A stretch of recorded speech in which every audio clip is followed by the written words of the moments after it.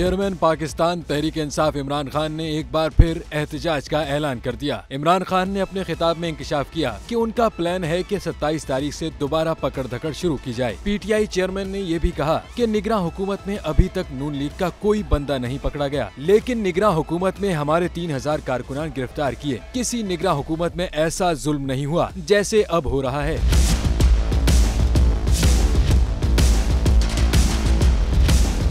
उन्होंने कहा कि ईद के बाद पुरअमन एहतजाज शुरू करना है। इस जुल्म पर खामोश नहीं रह सकते। कौम से कहता हूँ तैयारी करे, ईद के बाद पुरअमन एहतजाज शुरू करेंगे। होश के नाखुन लें, इस कौम को बचाएं। जब तक इलेक्शन न हो मुल्क की मईशत ठीक नहीं हो सकती। इमरान खान ने कहा कि पूरी कौम को सुप्रीम कोर्ट और आइन के साथ खड़ा होना पड़ेगा। मुल्क में जमहूरियत को सिर्फ सुप्रीम कोर्ट बचा रही है। सुप्रीम कोर्ट बैठ गई तो मुल्क में जमहूरियत खत्म हो जाएगी।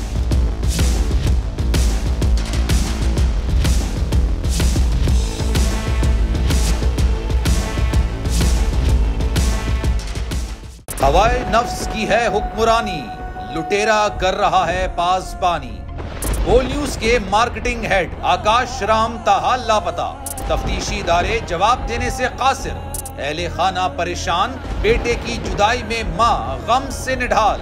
जो बच्चो हिंदू पर आए थे जो को पाकिस्तानी, मुझे मेहरबानी करे पंहिंजो आकाश वापस कयो।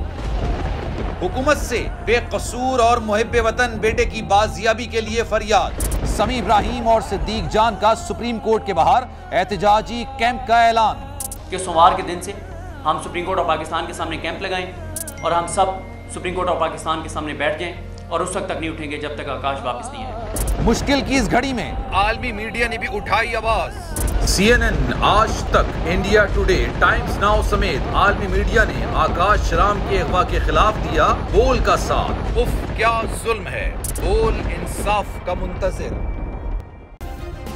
सब्सक्राइब करें और बेल दबाएं ताकि कोई खबर रह न जाए।